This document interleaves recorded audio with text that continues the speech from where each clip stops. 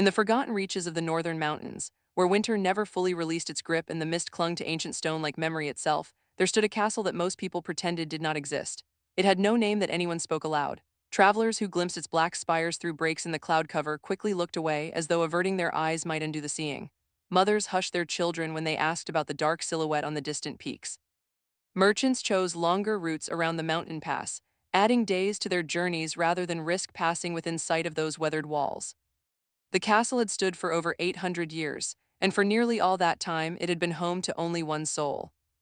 Lord Aldric sat in his library as he had sat for countless evenings before, surrounded by books in languages that no living person remembered how to speak. A single candle burned on his desk, though he did not need its light. His pale hands rested on an open volume of poetry written by a woman who had died 4 centuries ago, a woman he had once known briefly when she was young and full of fire and unafraid of shadows. He had liked her work. He had bought every copy he could find after her death, preserving them here in the silence where time moved more slowly, where pages did not yellow and ink did not fade. Outside, the wind spoke its ancient language against the castle stones, and Aldrich listened to it as one might listen to an old friend who had long since run out of new things to say. He was alone, as he had chosen to be, as he had been for so very long that the years had begun to blend together like watercolors left in the rain. Then, somewhere far below, at the base of the mountain where the forest met the winding road, something changed. Aldrich lifted his head, his pale eyes narrowing slightly. His senses extended beyond human measure, beyond what any living creature could comprehend. He felt the presence of every creature within miles, the deer bedding down in the thickets, the owls beginning their night hunts, the small family of foxes in their den beneath the old oak. He knew the rhythm of the forest as intimately as he knew the sound of his own heartbeat, which had not beaten in 843 years. And now there was something new, something small and warm and impossibly fragile, moving through the darkness toward him. A child. Aldrich set down his book and rose from his chair, a frown creasing his features. The village lay many miles away, down treacherous mountain paths that would challenge even experienced travelers in daylight. For a child to be climbing these slopes at night, alone, it should have been impossible. It should have been deadly. He moved to the window and looked out into the darkness, watching the tiny figure struggle up the rocky path. She could not have been more than 7 years old. Her dress was thin cotton, wholly unsuited for the mountain cold, and her shoes were worn through at the toes. She carried nothing with her except determination, and even from this distance, Aldrich could see that her face was wet with tears she had not bothered to wipe away. She was coming to him. The realization struck him with something he had not felt in a very long time: uncertainty. No one came to him, not anymore. The last visitor had been a foolish young knight seeking glory, nearly 60 years ago, and Aldrich had simply closed the gates and waited until the man gave up and went away. Before that, there had been an angry mob with torches, but that had been so long ago that the descendants of those villagers had forgotten why their great-great-grandparents had feared the mountain in the first place. But this was a child, a tiny, fragile, impossibly brave child climbing toward the castle of the monster in the dark.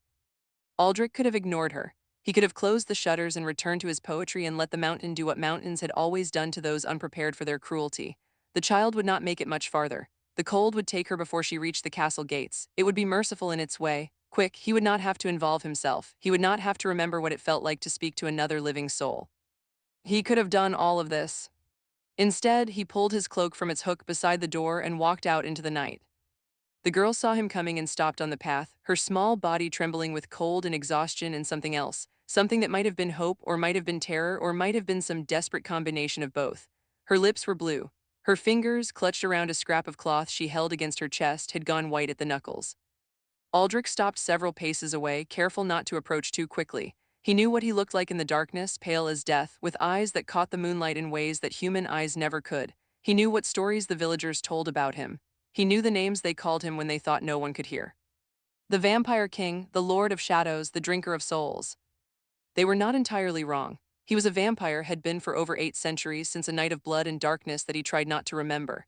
He possessed powers that defied natural law, abilities that had earned him every fearful whisper and every terrified glance. But he had not harmed a human being in over 200 years, and he had never, in all his long existence, harmed a child.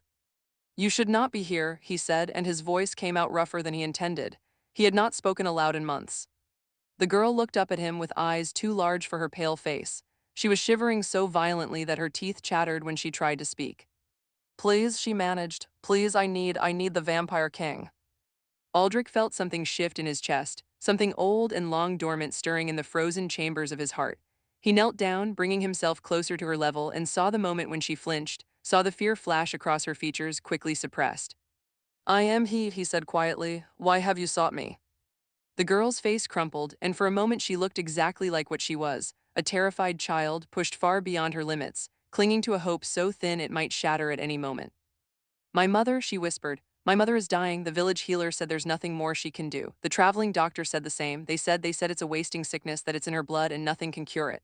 She swallowed hard, her small throat working. "But old Marta, she lives at the edge of the village and everyone says she's mad, but she told me that the Lord of the Mountain knows the old magics. The magics from before the world was young.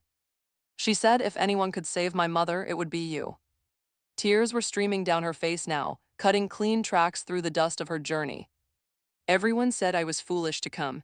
Everyone said you were a monster who would drain my blood and leave my bones on the mountainside. But I don't care. I don't care what you do to me as long as you save her, please." Her voice broke on the word. "She's all I have."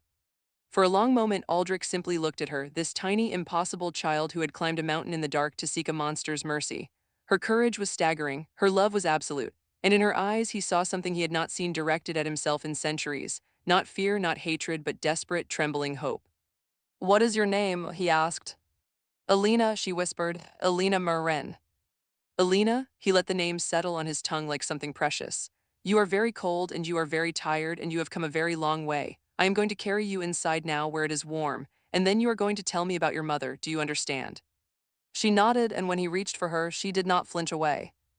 The castle was not what Elena had expected. She had imagined cobwebs and darkness, bones scattered in corners, perhaps screams echoing from distant dungeons. Instead, she found warmth. The great hall was lit by dozens of candles, and a fire burned steadily in a hearth large enough to stand in. There were tapestries on the walls, old yes, but beautiful, depicting gardens and forests and lakes beneath summer suns. There were books everywhere, stacked on tables and chairs and the broad stone steps that led to the upper floors. And there was warmth, blessed, impossible warmth seeping into her frozen bones. The vampire king, Lord Aldric, he had told her to call him, set her down in a chair beside the fire and wrapped a blanket around her shoulders. It was soft, softer than anything she had ever touched, and it smelled faintly of cedar and old pages. "Drink this," he said, pressing a cup into her hands. It was warm honey milk, and she did not question where it had come from or how he had prepared it so quickly. She simply drank, feeling the heat spread through her chest like a gentle embrace. He sat across from her, this ancient creature of darkness, and he waited. When she could speak without her teeth chattering, Elena told him everything. Her mother, Sira Marin, had been sick for 3 months. It had started as simple fatigue. She would tire more easily, need more rest. Then came the weakness, the way her limbs grew heavy and her breath grew short. Then the pain deep in her bones, constant and grinding. The village healer had tried every herb and poultice she knew. The traveling doctor had prescribed tonics and medicines that cost more than they could afford. Nothing helped. Nothing even slowed the disease's progression. Now Sira could not rise from her bed. She could barely eat, barely drink. Her skin had taken on a grayish pallor, and her eyes, once so bright, so full of life and love, had grown dim and distant. "She's fading," Elena whispered. "Every day she fades a little more, and I know that soon she won't be there at all. She'll just slip away, and I can't let that happen. She's my mother, she's everything." Aldrich listened to all of this in silence, his pale features unreadable. When Elena finished, he rose and walked to the window, looking out at the darkness beyond. "What you describe," he said slowly, "is not a natural illness. No wasting sickness moves so quickly or so completely. This is something else." He turned to face her. "Your mother has been cursed, Elena. Someone has placed a blight upon her blood, a shadow working that drains the life from her slowly, inexorably. Left unchecked, it will kill her within days." Elena felt the world tilt beneath her. Cursed, but why would anyone? "I cannot answer that. I know only what I sense in your description." He paused. "But I can tell you this, the curse can be broken, the damage can be undone, your mother can be saved." Hope blazed across Elena's face like sunrise. "You can do it, you can save her." Yes, the word was simple, unadorned, but you must understand what you are asking. The magic required to break such a curse, to heal the damage it has done, is not gentle, it is not clean. It is the oldest and darkest of powers, drawn from the shadows that existed before light first touched the world, and it has a cost. "Anything," Elena said immediately. "Whatever the cost, I'll pay it. Take my blood, take my years, take whatever you want from me." "No," Aldrich's voice was sharp and Elena fell silent. He closed his eyes for a moment, and when he opened them again, something in his expression had softened. "The cost is not yours to pay, child, it is mine." He crossed the room and knelt before her, meeting her eyes with an intensity that made her breath catch. "I have lived for a very long time, Elena. Over 800 years, alone in this castle, watching the world change and grow and forget me. I have power that most cannot imagine, power to heal, yes, but also power to harm. I have kept myself apart from humanity because I feared what I might become if I did not. I feared that the darkness in me would consume the light in others. He reached out and very gently touched her hand. His fingers were cool but not cold, not frightening. But you have reminded me of something I had forgotten. You have reminded me that courage is not the absence of fear. It is the willingness to act despite it. You climbed a mountain to face a monster, not for yourself, but for someone you love. That is a gift more precious than you know. He stood, I will save your mother, and the cost will be my own. They descended the mountain together, Aldric carrying Elena in his arms so that she could rest. She drifted in and out of sleep, exhausted beyond words, and each time she woke, she found him still moving steadily through the darkness, his steps sure and silent on the treacherous paths. Dawn was breaking when they reached the village. The streets were quiet, most people still asleep, but a few early risers caught sight of them, caught sight of the Lord of the Mountain walking among them, and froze in terror. Aldric ignored them. His attention was fixed on the small cottage at the edge of the village, the one Elena pointed to with trembling fingers. The door was unlocked. Inside, the cottage was simple and clean, with dried herbs hanging from the rafters and a fire burning low in the hearth. And in the corner, on a bed covered with threadbare quilts, lay Sira Marin. She was worse than Aldric had expected. The curse had progressed far too far, and what remained of her was more shadow than substance. Her breathing was shallow, her heartbeat faint and irregular. She had perhaps hours left, not days. But it could still be done, it would still be done. Elena, he said quietly, I need you to wait outside. But what I am about to do is not something a child should see. His voice was gentle but firm. Your mother will be well when it is finished, that is my promise to you, but you must let me work alone. Elena looked at him for a long moment, looked at this ancient creature of darkness, this monster from the mountain, this stranger who had carried her through the night and spoken to her with kindness and knelt before her as though she were something worthy of respect. Then she nodded, squeezed his hand once, and slipped out the door. Aldric turned to the dying woman on the bed. He had not used his true power in over 2 centuries. He had locked it away deep in the frozen chambers of his heart because he feared what it might make him. He feared that each use would draw him closer to the monster that the villagers believed him to be. He feared that one day he would wake to find that there was nothing left of the man he had once been, only the hunger, only the darkness, only the endless, aching void. But some things were worth the risk. He placed his hands on Sira's forehead, closed his eyes, and opened himself to the ancient power that lived within him. It came like a flood, like a tide, like the first breath after drowning. It was darkness and cold and the silence between stars. It was the weight of 800 years of loneliness, the echo of every life he had taken before he learned to stop, the memory of every sunrise he could never again watch without pain. It was everything he was and everything he had been, and it poured through him like black fire, seeking the curse that had wrapped itself around Sira's blood. He found it a twisted thing, born of jealousy and spite, woven by someone with just enough power to be dangerous and not enough wisdom to understand the consequences. He did not know who had cast it or why, it did not matter. What mattered was that it was killing this woman, this mother, this ordinary human being who had never asked for any of this. What mattered was that there was a child outside who loved her more than life itself. Aldric reached into the curse and began to unmake it. It fought him, curses always fought. They were not truly alive, but they were not truly dead either. They were something in between, something hungry, something that did not want to let go of its prey. This one screamed as he tore it apart, screamed with a voice that only he could hear, and each scream cut through him like a blade. But he did not stop, he could not stop, he had made a promise. The curse shattered, and as it did, something else shattered with it, something inside Aldric himself. He felt it go, felt the fracture and the loss, and understood what it meant. The ancient power demanded payment, it always did. And the payment for this healing, for this resurrection of hope, was a piece of his own immortality. 100 years of existence, perhaps more, pulled from him like thread from a tapestry. He did not mind. What were 100 years to someone who had already lived 800? What was a small death to someone who had forgotten how to live? He opened his eyes. Sira Marin lay before him, and for the first time in months her breathing was deep and even. The color was returning to her cheeks. The shadow had lifted from her features, and in its place was the soft glow of natural sleep, healing sleep, the kind that came after a long illness had finally broken. She would wake, she would recover. She would live to see her daughter grow, to hold her, to love her, to be there for all the years that children needed their mothers most. Aldrich stood and his legs trembled beneath him. The cost had been steeper than he expected. He felt older now, worn in ways he had not been worn before, but there was no regret in him, only a strange, unfamiliar warmth that he did not immediately recognize. It was peace, he realized. It was peace, and it had been so long since he had felt it that he had forgotten its name. When Elena came back inside, she found the vampire king sitting in a chair by the window, looking out at the morning light. Her mother was stirring on the bed, her eyes fluttering open for the first time in weeks, and Elena flew to her side with a cry that was half sob, half laughter. Mama, Mama, you're awake. Sierra's voice was weak but clear. Elena, what happened? I feel so strange, I feel.